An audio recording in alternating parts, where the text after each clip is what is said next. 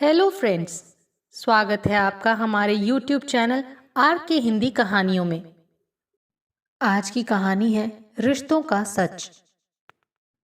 घर में घुसते ही चंद्रिका के बिगड़े बिगड़े से तेवर देख रवि भांपने लगा था कि आज कुछ हुआ है, वरना रोज मुस्कुराकर स्वागत करने वाली चंद्रिका का चेहरा यूं उतरा हुआ नहीं होता। लो, दीदी का पत्र आया है। चंद्रिका के बढ़े हुए हाथों पर सरसरी सी नजर डाल रवि बोला, रख दो, जरा कपड़े वपड़े तो बदल लूं, पत्र कहीं भागा जा रहा है क्या? चंद्रिका की हैरत भरी नजरों का मुस्कुराहट से जवाब देता हुआ रवि बाथरूम में घुस गया। चंद्रिका के उतरे हुए चेहरे का राज भी उस पर खुल गया था। रवि मन ही मन सोचकर मुस्कुरा उठा। सोच रही होगी कि आज मुझे क्या हुआ, दीदी का पत्र हर बार की तरह झपट कर जो नहीं लिया। हर साल गर्मी की छुट्टियों में दीदी के आने का सिलसिला बहुत पुराना था, परंतु विवाह के 5 वर्षों में शायद ही ऐसा कभी हुआ हो जब उनके आने को लेकर चंद्रिका से उसकी जोरदार तकरार ना हुई हो। बेचारी दीदी जो इतनी आस और प्यार के साथ अपने इकलौते छोटे भाई के घर थोड़े से मान और सम्मान की आशा लेकर आती थी, चंद्रिका के रूखे बर्ताव व उन दोनों के बीच होती तकरार से अब चंद दिनों में ही लौट जाती थी। दीदी से रवि का लगाव कम होता भी तो कैसे। दीदी 10 वर्ष की ही थी जब माँ रवि को जन्म देते समय ही उस छोड़कर दूसरी दुनिया की ओर चल दी थी। दीदी ना होती तो मेरा क्या होता, ये सोचकर ही उसकी आंखें भर उठती। दीदी उसकी बड़ी बहन बाद में थी, माँ जैसे पहले थी। कैसे भूल जाता रवि बचपन से लेकर जवानी तक के उन दिनों को, जब कदम कदम पर दीदी ममता और प्यार की छाया लेकर उसके साथ चलती रही थी। दीदी तो विवाह भी न करती, परंतु रिश्तेदारों के तानों और बेटी की बढ़ती उम्र से चिंतित पिताजी के चेहरे पर बढ़ती झुर्रियों को देखने के बाद रवि ने अपनी कसम देकर दीदी को विवाह के लिए मजबूर कर दिया था। उनके विवाह के समय वो बीए में आया ही था। विवाह के बाद भी बेटे की तरह पले भाई की तड़प दीदी के अंदर से गई नहीं थी। उसकी जरा सी खबर पाते ही दौड़ी चली आती थी। वो भी उनके जाने के बाद कितना अकेला हो गया था। ये तो अच्छा हुआ कि जीजा जी स्वभाव के अच्छे थे, दीदी की तड़प समझते थे। भाई बहन के प्यार के बीच कभी बाधा नहीं बने थे। चंद्रिका को भी तो वो ही ढूंढ कर लाई थी। उन दिनों की याद से रवि मुस्कुरा उठा। दीदी उसके विवाह की तैयारी में तो बावरी हो उठी थी। ऐसा भी नहीं था कि चंद्रिका को इन बातों की जानकारी ना हो। विवाह के शुरुआती दिनों में ही सारी राम कहानी उसने सुना दी थी। विवाह के बाद जब पहली बार दीदी आई थी तो चंद्रिका भी उनसे मिलने के लिए बड़ी उत्साहित थी, और स्वयं रवि तो पगला सा गया था। आखिर उसके विवाह के बाद वो पहली बार आ रही थी। वो चाहता था भाई की सुखी गृहस्थी देखकर वो खिल उठे। पति के ढेरों आदेश निर्देश पाकर चंद्रिका का उत्साह कुछ कम हो गया था। वो कुछ सहम सी भी गई थी, परंतु रवि वो तो अपनी ही धुन में था। चाहे कुछ हो जाए, दीदी को इतना सम्मान और प्यार मिलना चाहिए कि उनकी ममता का जरा सा कर्ज तो वो उतार सके। दीदी के आने के बाद उन दोनों के बीच चंद्रिका तो कहीं खो सी गई थी। उन दोनों को अपने में ही मस्त पाकर उनके साथ बैठकर स्वयं भी उनकी बातों में शामिल होने की कोशिश करती, पर रवि ऐसा मौका ही नहीं देता। तब वो खिंचकर रसोई में घुसकर खाना बनाने की कोशिश में लग जाती। मेहनत से बनाया खाना देखकर भी रवि उस पर नाराज हो उठता। ये क्या बना दिया? पता नहीं, दीदी को पालक पनीर की सब्जी अच्छी लगती है, शाही पनीर नहीं। फिर रसोई में काम करती चंद्रिका का हाथ पकड़कर बाहर ला खड़ा करता और कहता, आज तो दीदी के हाथ का बना हुआ ही खाऊंगा, वो कितना अच्छा बनाती हैं। तब भाई बहन चुहलबाजी करते हुए रसोई में मशगूल हो जाते, और चंद्रिका बिना अपराध के ही अपराधी सी रसोई के बाहर खड़ी उन्हें देखती रहती। दीदी जरूर कभी कभी चंद्रिका को भी साथ लेने की कोशिश करती, लेकिन रवि अनजाने ही उनके बीच एक ऐसी दीवार बन गया था कि दोनों औपचारिकता से आगे कभी बढ़ ही नहीं पाई थी। उस समय तो किसी तरह चंद्रिका ने हालात से समझौता कर लिया था, लेकिन उसके बाद जब भी दीदी आती वो कुछ तीखी हो उठती। सीधे दीदी से कभी कुछ नहीं कहा था, लेकिन रवि के साथ उसके झगड़े शुरू हो गए थे। दीदी भी शायद भाप गई थी। इसीलिए धीरे धीरे उनका आना कम होता जा रहा था। इस बार तो पूरे 1 वर्ष बाद आ रही थी। पिछली बार उनके सामने ही चंद्रिका ने रवि से इतना झगड़ा किया कि वो बेचारी 4 दिनों में ही वापस चली गई। जितने भी दिन वो रही, चंद्रिका ने बिस्तर से नीचे कदम नहीं रखा। हमेशा सिर दर्द का बहाना बना अपने कमरे में ही पड़ी रहती। एक दोपहर दीदी को अकेले काम में लगा देख भनभनाता हुआ रवि चंद्रिका से लड़ पड़ा था। तब वो तीखी आवाज में बोली थी, तुम क्या समझते हो मैं बहाना कर रही हूँ? वैसे भी तुम्हें और तुम्हारी दीदी को मेरा कोई काम पसंद ही कब आता है? तुम दोनों तो बातों में मशगूल हो जाओगे, फिर मैं वहाँ क्या करूँगी? बढ़ते बढ़ते बात तेज झगड़े का रूप ले चुकी थी। दीदी कुछ बोली नहीं, पर दूसरे ही दिन सुबह रवि द्वारा मिन्नतें करने के बाद भी चली गई थी। उनके चले जाने के बाद भी बहुत दिनों तक उन दोनों के संबंध सामान्य नहीं हो पाए थे। दीदी के इस तरह चले जाने के कारण वो चंद्रिका को माफ नहीं कर पाया था। दोनों के बीच बढ़ते तनाव को देख अभी तक खामोशी से सब कुछ देख रहे पिताजी ने आखिरकार एक दिन रात को खाने के बाद टहलने के लिए निकलते समय उसे भी साथ ले लिया था। वो उसे समझाते हुए बोले थे, पति पत्नी के संबंध का अजीब ही कायदा होता है। इस रिश्ते के बीच किसी तीसरे की उपस्थिति बर्दाश्त नहीं होती है। लेकिन दीदी कोई गैर नहीं है। बीच में ही बात काटते हुए रवि का स्वर रोष से भर उठा था। बेटा, विवाह के बाद सबसे नजदीकी रिश्ता पति पत्नी का होता है, बाकी संबंध गौण हो जाते हैं। माना कि सभी संबंधों की अपनी अपनी अहमियत है, लेकिन किसी भी रिश्ते पर कोई रिश्ता हावी नहीं होना चाहिए, वरना कोई भी सुखी नहीं रहता। तुम ही बताओ, इतनी कोशिशों के बाद भी क्या तुम्हारी दीदी खुश है? समझाते समझाते पिताजी सवाल सा कर उठ बैठे। तो मैं क्या करूं? चंद्रिका की खुशी के लिए उनसे सारे संबंध तोड़ लूं, या फिर दीदी के लिए चंद्रिका से? रवि असमंजस में था। आप तो जानते ही हैं कि दोनों ही मुझे कितनी प्रिय हैं। संबंध तोड़ने के लिए कौन कहता है? पिताजी धीरे से हंस पड़े थे। फिर गंभीर होकर बोले, ये तो तुम भी मानते ही होगे कि चंद्रिका मन से बुरी या झगड़ालू नहीं है। मेरा कितना ख्याल रखती है। तुम्हारे लिए भी आदर्श पत्नी सिद्ध हुई है, फिर दीदी से ही उसकी क्या दुश्मनी है? रवि के इस सवाल पर थोड़ी देर तक उसे गहरी नजरों से देखने के बाद वो बोले, कोई दुश्मनी नहीं है। याद करो, पहली बार वो कितनी उत्साहित थी इस सब के लिए। अगर कोई दोषी है तो वो स्वयं तुम हो। मैं? सीधे सीधे अपने को अपराधी पाकर रवि अचकचा उठा था। हाँ, तुम उन दोनों के बीच एक दीवार बनकर खड़े हो। कुछ करने का मौका ही कहाँ देते हो? आखिर वो तुम्हारी पत्नी है, वो तुम्हारी खुशी के लिए कुछ भी करने को तैयार रहती है। लेकिन तुम हो कि अपनी बहन के आते ही उसके पूरे के पूरे व्यक्तित्व को ही नकार देते हो। पिताजी सांस लेने के लिए तनिक रुके थे। रवि सिर झुकाए चुप बैठा किसी सोच में डूबा सा था। बेटा, मुझे बहुत खुशी है कि तुम्हारी दीदी और तुम में इतना स्नेह है। भाई बहन से कहीं अधिक तुम दोनों एक दूसरे के अच्छे दोस्त हो। पर अपनी दोस्ती की सीमाओं को बढ़ाओ। अब चंद्रिका को भी इस सब में शामिल कर लो। ये उसका भी घर है। उसे तय करने दो कि वो अपने मेहमान को कैसे स्वागत करती है। विश्वास मानो, इससे तुम सबके बीच से तनाव और गलतफहमियों के बादल छट जाएंगे और तुम सब एक दूसरे के अधिक पास आ जाओगे। अंदर कितनी देर लगाओगे? चंद्रिका की आवाज सुनकर वो चौंक उठा।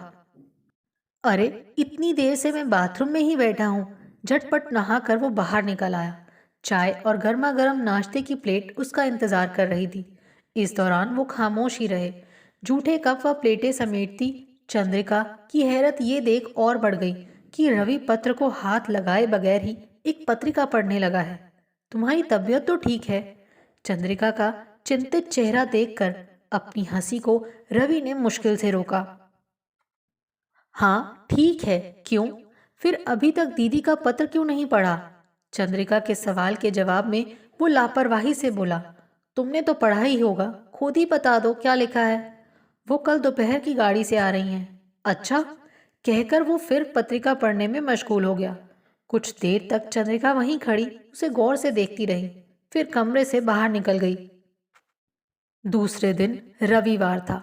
सुबह सुबह रवि को अखबार में खोया पाकर चंद्रिका बहुत देर तक खामोश नहीं रह सकी। दीदी आने वाली हैं, तुम्हें कुछ ख्याल भी है? पता है? अखबार में नजरें जमाए हुए वो बोला। खाक पता है। चंद्रिका झुंझला उठी थी। कुछ सामान वगैरह लाना है या नहीं? घर तुम्हारा है, तुम जानो। उसकी झुंझलाहट पर वो खुद मुस्कुरा उठा। कुछ देर तक उसे घूरने के बाद पैर पटकती हुई चंद्रिका थैला और पर्स लेकर बाहर निकल गई। जब वो लौटी तो भारी थैले के साथ पसीने से तरबतर थी। रवि आश्चर्यचकित था। वो दीदी की पसंद की एक एक चीज छांट कर लाई थी। दोपहर के खाने में क्या बनाऊं? सवालिया नजरों से उसे देखते हुए चंद्रिका ने पूछा। तुम जो भी बनाओगी लाजवाब ही होगा, कुछ भी बना लो। रवि की बात सुन चंद्रिका ने उसे यूं घूर कर देखा जैसे उसके सिर पर सींग उगाए हों। दोपहर से काफी पहले ही वो खाना तैयार कर चुकी थी। रवि की तेज नजरों ने देख लिया था कि सभी चीजें दीदी की पसंद की बनी हैं। वास्तव में वो मन ही मन पछता भी रहा था। उसे महसूस हो रहा था कि उसके बचकाने व्यवहार की वजह से ही दीदी और चंद्रिका इतने समय तक अजनबी बन परेशान होती रहीं। ट्रेन का टाइम हो रहा है, स्टेशन जाने के लिए कपड़े निकाल दूं? चंद्रिका अपने अगले सवाल के साथ सामने खड़ी थी। अपने को व्यस्त सा दिखाता रवि बोला। उन्हें रास्ता तो पता है, ऑटो लेकर आ जाएंगी। तुम्हारा दिमाग तो सही है। बहुत देर से जमा हो रहा लावा अचानक ही फूट कर बह निकला था। पता है ना कि वो अकेली आ रही हैं। लेने नहीं जाओगे तो उन्हें कितना बुरा लगेगा। आखिर तुम्हें हुआ क्या है? अच्छा बाबा, जाता हूं, पर एक शर्त पर। तुम भी साथ चलो। मैं? हैरत में पड़ी चंद्रिका बोली। मैं तुम दोनों के बीच क्या करूंगी? फिर मैं भी नहीं जाता। उसे अपनी जगह से टस से मस ना होते देख आखिर चंद्रिका ने ही हथियार डाल दिए। अच्छा उठो, मैं भी चलती हूँ। चंद्रिका को साथ आया देख दीदी पहले तो हैरत में पड़ी, फिर खिल उठी। शायद पिछली बार के कटु अनुभवों ने उन्हें भयभीत कर रखा था। स्टेशन पर चंद्रिका को भी देखकर एक पल में सारी शंकाएं दूर हो गईं। वो खुशी से पैर छूने को झुकी, चंद्रिका के गले से लिपट गईं। रवि सोच रहा था, इतनी अच्छी तरह से तो वो घर में भी कभी नहीं मिली थी। किस सोच में डूब गए? दीदी का खिलखिलाता स्वर उसके गहरे तक खुशी से भर गया। सामान उठा वो आगे आगे चल दिया। चंद्रिका और दीदी पीछे पीछे बतियाती हुई आ रही थी। खाने की मेज पर भी रवि कम ही बोल रहा था। चंद्रिका ही आग्रह करके दीदी को खिला रही थी। हर बार चंद्रिका के अबोलेपन की स्थिति से शायद माहौल तनावयुक्त हो उठता था। इसीलिए दीदी अब जितनी सहज व खुश लग रही थी उतनी तो पहले कभी नहीं लगी थी। खाने के बाद वो उठकर अपने कमरे में आ गया। वो दोनों बहुत देर तक वहीं बैठी बातों में जुटी रही। कुछ देर बाद चंद्रिका कमरे में आकर दबे स्वर में बोली। यहाँ क्यों बैठे हो? जाओ दीदी से कुछ बातें करो ना। तुम हो ना, मैं कुछ देर सोऊंगा। कहते कहते रवि ने करवट बदलकर आंखें मूंद ली। रात के खाने की तैयारी में चंद्रिका का हाथ बटाने के लिए दीदी भी रसोई में ही आ गई। रवि टीवी खोलकर बैठा था। रवि की तबीयत ठीक नहीं है क्या? रसोई घर से आता दीदी का स्वर सुन रवि के कान चौकन्ने हो गए। पल भर की खामोशी के बाद चंद्रिका का स्वर उभरा। नहीं तो आजकल ऑफिस के काम में अधिक होने से ज्यादा थक जाते हैं, इसीलिए थोड़ा खामोश हो गए हैं। आपको बुरा लगा क्या? अरे नहीं, इसमें बुरा मानने की क्या बात है। वैसे भी तुम्हारा साथ ज्यादा भला लग रहा है। पहली बार ऐसा लग रहा है कि मैं अपने मायके आई हूँ। माँ तो थी नहीं जिनसे यहाँ आने पर मायके का एहसास होता। पिताजी और भाई का मान दुलार था तो, पर असली मायके का एहसास तो माँ या भौजाई के प्यार और मनोहार से ही होता है। दीदी मुझे माफ कर दीजिए, चंद्रिका ने हौले से कहा। मैंने आपके साथ अच्छा व्यवहार नहीं किया। ऐसी बात नहीं है। हमने तुम्हें अवसर ही कहाँ दिया कि तुम अपना अच्छा या बुरा व्यवहार सिद्ध कर सको। खैर छोड़ो, इस बार जैसा सुकून मुझे पहले कभी नहीं मिला। दीदी का स्वर भी संतुष्टि भरा था। टीवी के सामने बैठ रवि का मन भी दीदी की खुशी और संतुष्टि देख चंद्रिका के प्रति प्यार और गर्व से भर उठा था। सुबह उसके उठने से पहले ही दीदी और चंद्रिका उठकर काम के साथ साथ बातों में व्यस्त थी। रात भी रवि तो सो गया था। वो दोनों जाने कितनी देर तक एक साथ जागती रही थी। जाने उनके अंदर कितनी बातें दबी पड़ी थी जो खत्म होने का नाम ही नहीं ले रही थी। रवि को एक बार फिर अपनी मूर्खता पर पछतावा हुआ। बिस्तर से उठकर वो ऑफिस जाने की तैयारी में लग गया। कहाँ जा रहे हो? शीशे के सामने बाल संवार रहे रवि के हाथ अचानक चंद्रिका को देखकर रुक गए। ऑफिस? दीदी आई हैं फिर भी? चंद्रिका की हैरानी वाजिब थी। दीदी के लिए रवि पहले पूरे वर्ष की छुट्टियां बचा के रखता था। जितने भी दिन वो रहती, वो उन्हें घुमाने फिराने के लिए छुट्टियां लेकर घर बैठा रहता था। छुट्टी क्यों नहीं ले लेते? हम सब घूमने चलेंगे, चंद्रिका जोर देते हुए बोली। नहीं, इस बार छुट्टियां बचा रहा हूं। शरारत भरी नजर चंद्रिका के चेहरे पर डालता हुआ रवि बोला। क्यों?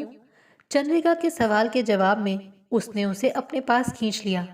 क्योंकि इस बार मैं तुम्हें मसूरी घुमाने ले जा रहा हूं। अभी छुट्टी ले लूंगा तो बाद में नहीं मिलेगी। चंद्रिका की आंखें भीग उठी थी। शायद वो विश्वास नहीं कर पा रही थी कि रवि की जिंदगी और दिल में उसके लिए भी इतना प्यार छुपा है।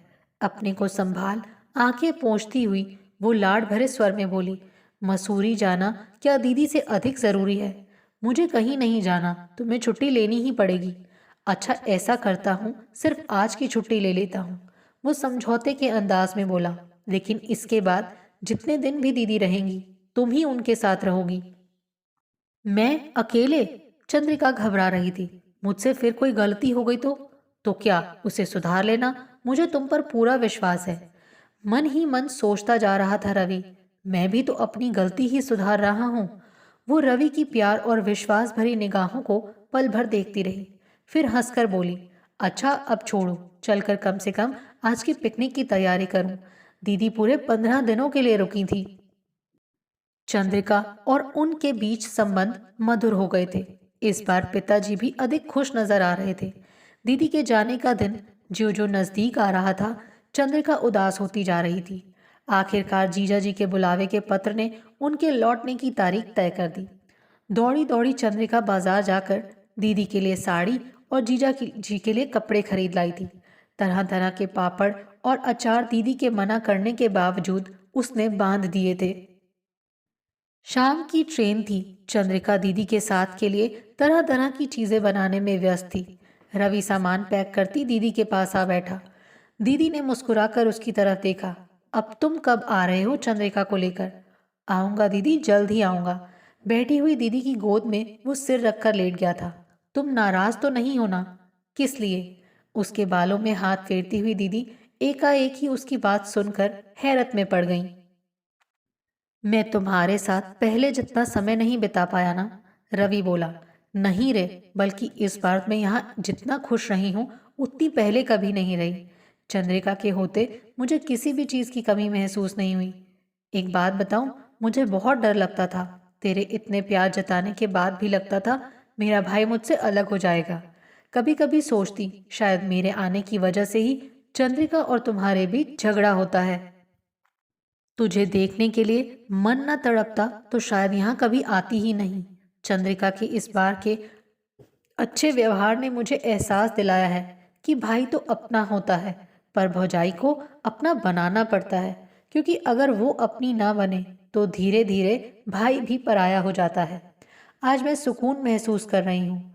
चंद्रिका जैसी अच्छी भौजाई के होते मेरा भाई कभी पराया नहीं होगा। इस सब से भी बढ़कर पता है उसने मुझे क्या दिया है? क्या? मेरा मायका, जो मुझे पहले कभी नहीं मिला था। चंद्रिका ने मुझे वो सब दे दिया है। दीदी की आंखें बरस उठी थी। चंद्रिका ने ये जो एहसान मुझ पर किया है, इसका कर्ज कभी नहीं चुका पाऊंगी। खाना तैयार है।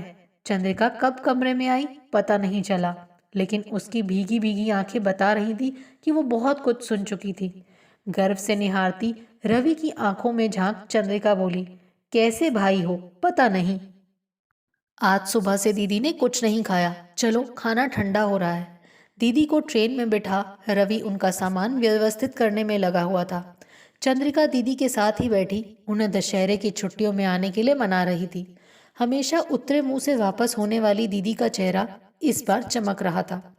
ट्रेन की सीटी की आवाज के साथ ही रवि ने कहा, उतरो चंद्रिका, ट्रेन चलने वाली है। चंद्रिका दीदी से लिपट गई। जल्दी आना और जाते ही पत्र लिखना। अब पहले तुम दोनों मेरे घर आना। भीगी आंखों के साथ दीदी मुस्कुरा रही थी। उनके नीचे उतरते ही ट्रेन ने सरकना शुरू कर दिया। दीदी, पत्र जरूर लिखना। दोनों अपने अपने रुमाल हिला रही थी। ट्रेन गति पकड़ स्टेशन से दूर होती जा रही थी। चंद्रिका ने पलटकर रवि की तरफ देखा। रवि की गर्व भरी आंखों को निहारती चंद्रिका की आंखें भी चमक उठी थी। आपको हमारी ये कहानी कैसी लगी, प्लीज कमेंट करके जरूर बताइए। अगर आप इस चैनल पर नए हैं तो इसे सब्सक्राइब करें और शेयर करें। Thank you.